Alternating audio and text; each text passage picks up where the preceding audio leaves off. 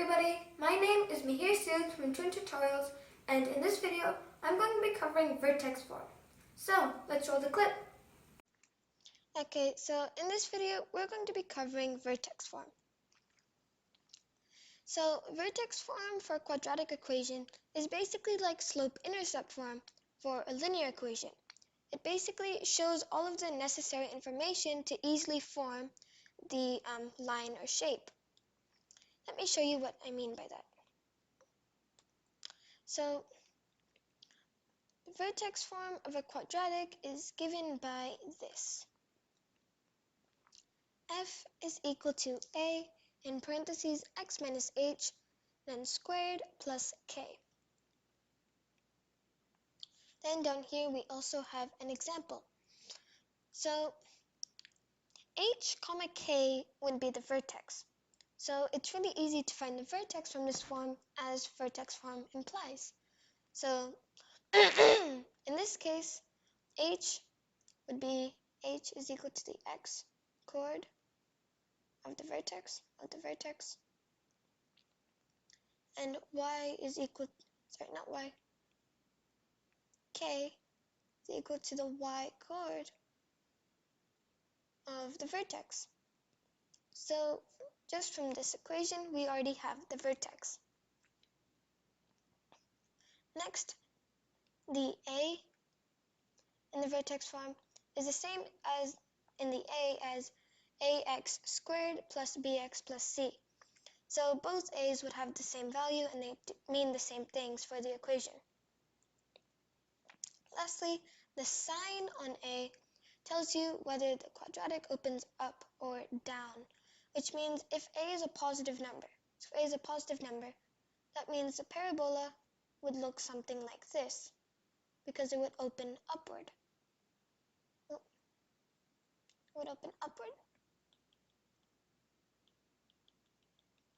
So if it's negative, it would look something like that, and it would open downwards, just like that. So that's what the sign on A means. So let me show you why this is pretty useful. So if I just get a graph here, so I'm going to take this example right over there, and just from that example, I'm going to determine what basically it looks like. So 1, 2, 3, 4, 1, 2, 3, 4. So our vertex is 1. Our vertex is 1 and then comma 1. This is the x chord. This is the y chord. So this is our vertex. And since there's no changes to the rest, it's just 1, that means it would open like a normal parabola. There's nothing added to it. So it would open something like that. And that is the power of vertex form.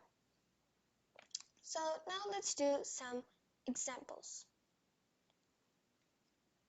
So convert this factored quadratic equation to standard form and then to vertex form using the completing the squares method. So the completing to squares method is the most common method of turning something to vertex form. So we're given x minus 5 and then x plus 1. So this is a binomial we're given. So if you solve this, this would be equal to this. If we solved it, all we're doing is multiplying the two binomials. I'm not going to do it this time because I've already done it a bunch of times. And if we simplified it, it would be equal to this. So that's standard form, as we've already seen before.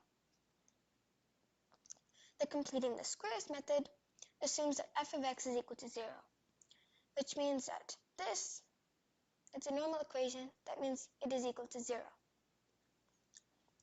So if that is equal to 0,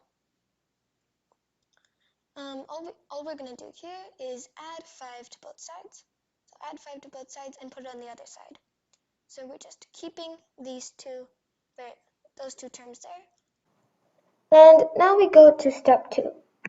So step 2 is kind of the whole core of the completing the squares method.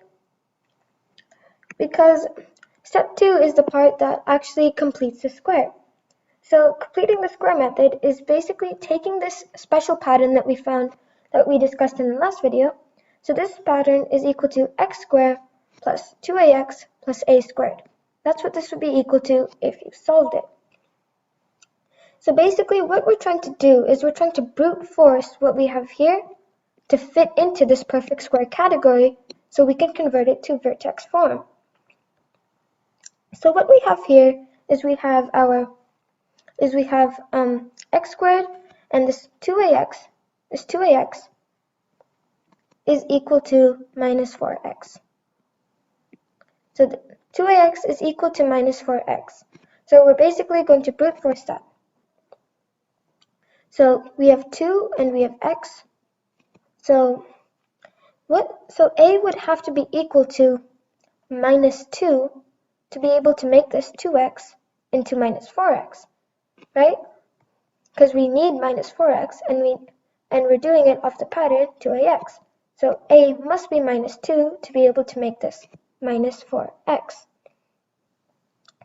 So now what we can do is we can write it like this. So this might seem like a big jump, but all we've done here is we've taken a squared, which is the other category, and now we have a. So a squared would be equal to 4. So all we've done is we've added 4, just like that. This minus 4 here is simply because we can't add 4 without removing the 4 somewhere, right? If we add 4 here, we have to minus 4 here to balance it out, because we haven't added anything on the other side. So finally, we're just going to simplify this a bit by adding 4 on both sides to put it on the other side. So if we just simplify that, it's equal to x minus 2 and squared is equal to 9. So we basically brute forced the squared special case. So we just brute forced the special case to convert it into a square. So now that we have this, we can just subtract 9 on both sides and make this into vertex form. So now we have our vertex 2, 9. Sorry, not 9. 2, minus 9. Like that. So that is how vertex form works. The other thing I want to add is, let's say you get something like x plus 2 squared minus 9. So you may see that this plus is not minus like it should be in the formula. If we scroll all the way up, we see that this is a minus. And it's not like we can change that minus. If we want this to be in vertex form, we cannot change that minus. So this must be a minus, but if we have a plus 2, we have to write it as minus 2. So minus 2 would instead be our h, or our x-coordinate for our vertex, because it's minus 2 to make it x plus 2. Just a side note so you know what to do when you encounter that. Lastly, we have the vertex form. We have a vertex formula.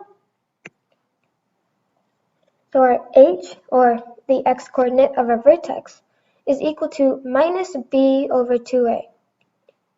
So if you have b and you have a, so if this is true and you have b and you have a, the x-coordinate of the vertex can be found as minus b over 2a.